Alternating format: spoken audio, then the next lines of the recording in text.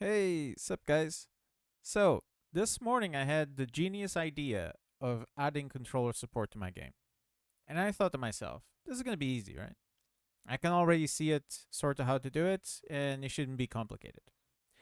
And at the beginning, it wasn't complicated. It was fine. But when I added joystick support from the controller, it became a completely different beast. And the complexity of it just skyrocketed. So, let me show you what I got so far. And everything works, right? I ended up making it work. But as you can tell, the characters, the enemies, kind of follow us around now. By the way, I'm using the controller to play,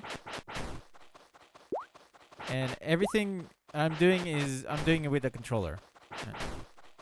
So you can dash with the controller. Obviously, this is all still experimental. I'm still messing around with it.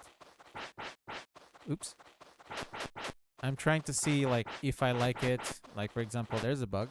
The damage numbers are below the roof. That cannot happen.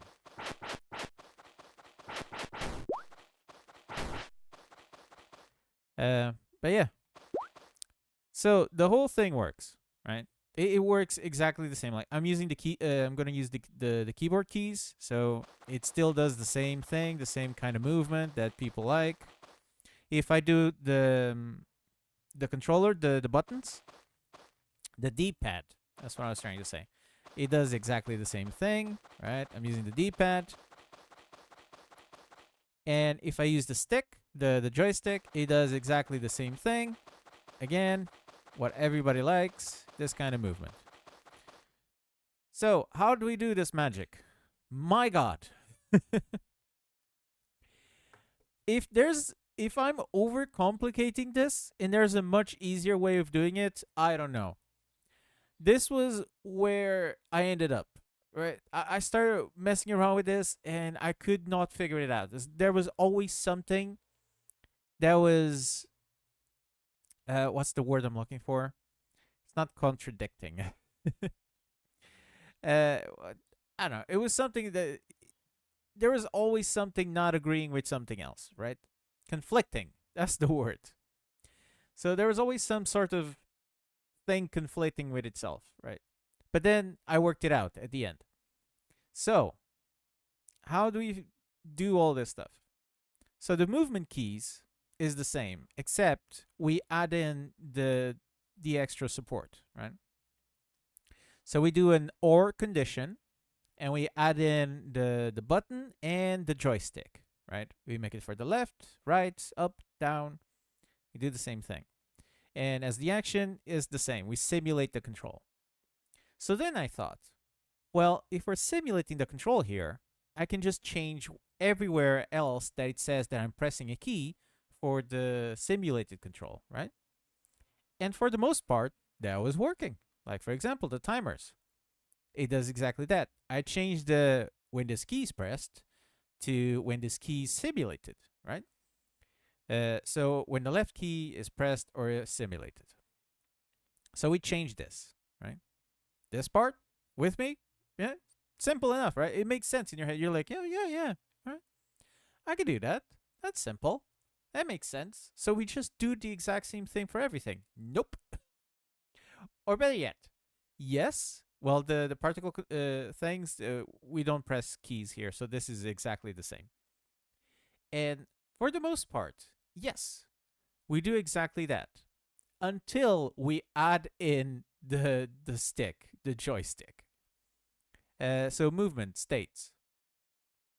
We still have this. Oh yeah, we changed for this, right? The key is being pressed or simulated, right? So we check here instead of adding when the button, when the stick, when the button, when the stick, when the key, with the button, the stick, all that stuff. Right? This becomes much cleaner, right? And this needs to be on top. So the order is very important. Like the whole thing, gluing this thing together is the order. When it comes to programming, order is always key, right?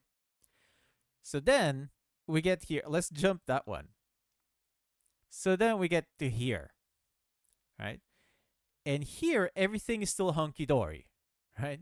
We do an or, and since we can't do, if it's the control simulated has stopped being simulated. Even if we invert the condition, it doesn't work, right? It doesn't work that way. It needs to be on release, right? So when we release that key or that button, then we get out of the state. So this needs to happen.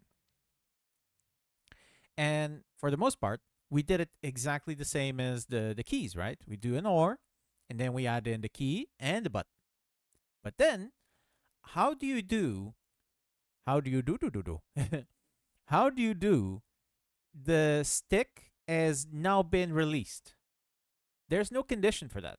If you're holding the joystick on the left and did you let go of it, how do you tell that to GDevelop? There is no condition that says, oh, when you're holding left and you let go, then you do this, right? So I tried it a bunch of different ways. I tried it if the axis was 0, if the forces on the controller was 0. I've tried a whole bunch of different stuff. Nothing worked. So I ended up making my own condition that says that when I'm holding left on the stick and then I let go, it's been released, right? And that's what this thing is. And there's another complication. Keys and buttons, or better yet, things of like the same, I'm going to call it genre, or the same type, like here we're talking about keys and buttons, they can work together in an OR. If I grab this variable and I put it there, it doesn't work. It stops working. And you might think, well, that's because you didn't declare your variables. And I tell you, you're wrong. Because I tried declaring the variables, it still doesn't work. For as long as I put the variable here, this doesn't work. So we need to separate these guys from these guys, right? And what is this thing, right? It's this. Gamepad stick release. So I made my own thing that says that, right, there we go. I made my own thing that says that the stick has been released. Right? So these are all the same, but they're for different directions, right? We have a left, right, up, and down. And this is quite simple, really. So if we press left, right, it starts in the middle, right? Starts with pressing the actual direction you want, right? So if we press left, then we create a variable that says, well, the stick has been pushed towards the left. It is true now. And if the stick has been pressed towards the left, right, and it's true, right, and then we stop holding it towards the left, so we invert this condition, then we make it so that it's no longer being pushed towards the left, meaning it is now false, and we set a new variable, this new boolean, that says that the stick has been released, or the stick left has been released. We put it to true.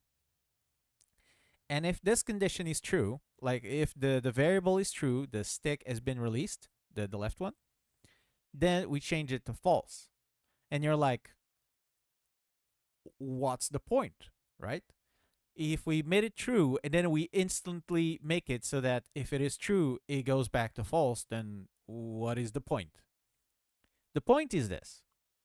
GDevelop reads everything from top to bottom, like from the top of the page to the bottom. So it starts up here and then it starts reading everything, goes. And when it gets to the bottom, it jumps back to the start, right? And it's a loop, right? It goes down and then jumps back up and then goes down again, jumps back up, and so on. So by doing it this way, again, order is important. So when we push the thing, the button, the stick, right? And then we let go, this doesn't instantly get turned to false, right? It becomes true, and then it goes down all the way to the bottom of the page as true, jumps back to the top of the page, still as true, and then it goes back down until it finds this condition that says, hey, if it is true, turn it to false, right? Are you following me on this? So it stays true all the way to the end, And then it begins true and then keeps going until it reaches that one that says, hey, if it is true, go false. So for as long as that is, like, for as long as it's true, we can do something with it. And that's what I do on the next one. Here we go. Gamepad, stick, release. So up here, so down here is for the keys and the buttons being released. Here we make our own thing about the, it's like we imagine there's a condition that says, oh, if the stick is released, right? And we do the exact same thing. Hey, if the animation is left, or if the variable, if the state, that's what I'm trying to say. If the state is left and the stick left release is true, if they're both true, then we turn the key pressed to false, right? And we do the same thing for all directions, right? So you following me on this? It's the same as before, right? Everything is exactly the same. So when we push a direction, right, whether if it's a button, a key, or the stick, we set the state, left, right, up, down, all that stuff. And then we also make it locked with the key pressed variable, right? It stays true. And then down here is where we release the state if we release that first key we pressed. I hope that makes sense, right? So anyways, I already explained all this on the last video. This was just an extra because, hot damn, this took a lot of thinking. I mean, just look at this beast. Look at all of this stuff under player. Do I want to open all this? Let's open all this. This is all for movement. You've seen the game, right? The game is like a couple of pillars, a couple of jellies following you around. There's nothing, right? Look at this. Look at this beast. This is all for the character moving. How nuts is that? And I haven't added mobile support yet. But hopefully, mobile support is going to be a lot easier. Because if I want to add like the joystick and the buttons and so on, I already have all the work done. That's what happened with Mana Knight as well. Because I added in the... the movement dash is still missing. There you go. Because I added in the... and the sword attack. Wait, is that character? I forget. But yeah, there we go. Sword attack. This is pretty basic as well. But look at all this stuff. Just for... It might as well show you the dealing damage, right? In case you're looking at it like, show me! Show me the rest! Take it off!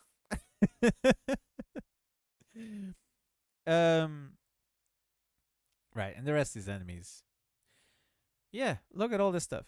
Anyways, I was saying, right, on Mana Knight, adding in the mobile controls, even though I found it to be a pain because it was just adding a lot of work, it was just time consuming. It wasn't difficult, right? Because I had already done all the work with the controller.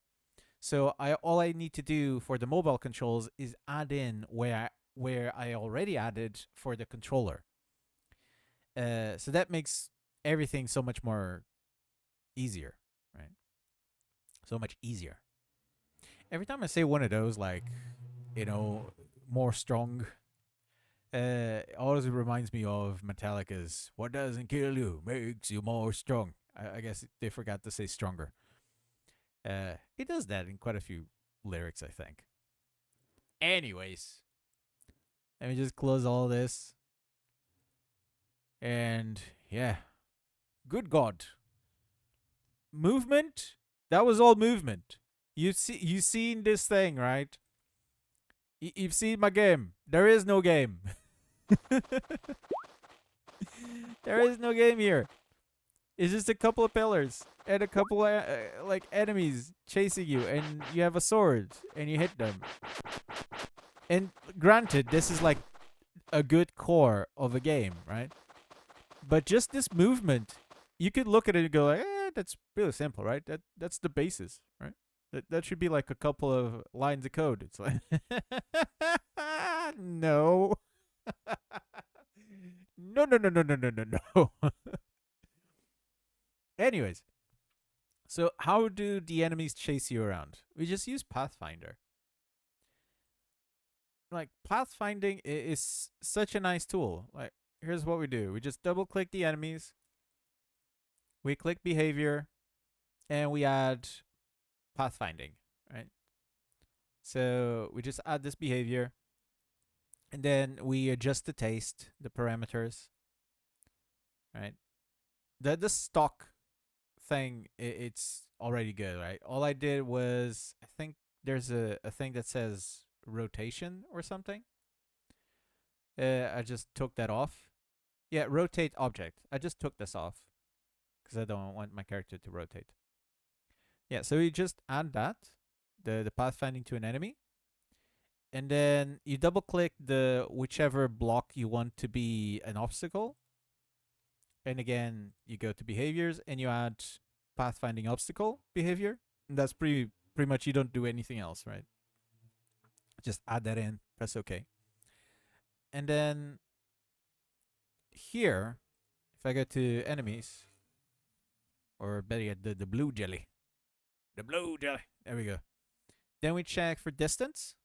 And if we're within 350, which is a bit too much, let's drop it down to 300.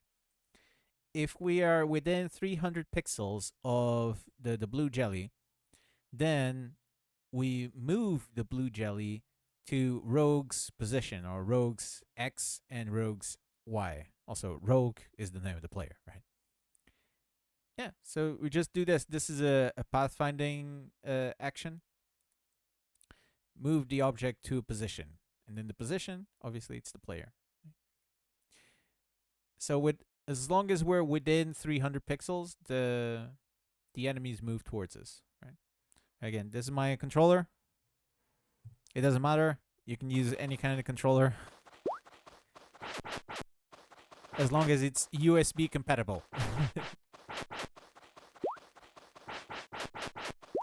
So I'm still thinking about all of this stuff. But yeah, it works. So right now he's just chilling. If we get a bit closer, see he's moving and he's going around the platform. We can like lock them. Like, let me see if I can get him. Yeah, there we go. So he's still trying to get around it, but we can get, like, if I move a bit to the side, he's gonna start like trying to get around it. Yeah, see, he moved a little. I think he's still moving, like very little. Yeah, we can sort of like lock them. There we go. So it's kind of hard to go around that, right? There's other ways. There are meshes and stuff that we can do. But I don't think I'm going to try too hard because I think this is good enough, right? Can we get them? Yeah, sadly we can. So I need to adjust the... Or maybe I don't. Or maybe I make it sort of like a mechanic. Like, if you can trick them into coming near you... Wait, how come I can't hear you? Hit you. There. Alright. So anyways, that's balancing to do. Yeah. So that's what we got so far. And my God, again, the whole stick thing, it was such a night and day difference, right? It was like, okay, the keys work. This is fine. And then I put the buttons. It's like, oh, the buttons work. This is fine. Oh, this is so easy. Oh, let me add in the stick control. And the moment I did was like the gates of hell opened up, like the zero got divided. It's like all hell broke loose, right? It's like, oh, ha, ha, ha, you don't know what you've done. Go work it out. And now I just spent the rest of the day going, how do I do this? And it's just like everything I did is like it wasn't working, and then I tried something else and something else and something else, and there was like an order issue where I changed something, and at one point, even stopped working because I mistyped something. I must have hit a key. So on the gamepad identifier, it changed from one, and I didn't realize. It's like, why is this not working now? And then when I looked at it, it was like there was like an equal or something like that, or like a dash instead of a one. It's like, no. It was a bit of a pain, but it's working now. I worked it out. Everything makes sense. Right. That was the devlog. This is kind of like a tutorial more than a devlog, but it was the TED Talk tutorial devlog. I like doing these. I don't know if you guys do. If you watched all the way to this point and you actually enjoy these of me just talking you through the stuff that I did, just leave a comment. Let me know, okay? Or just tell me like, just get to the point. Shut up. Make it 5 minutes. It would be nicer. Your videos are too long. Talk too much. Stop that.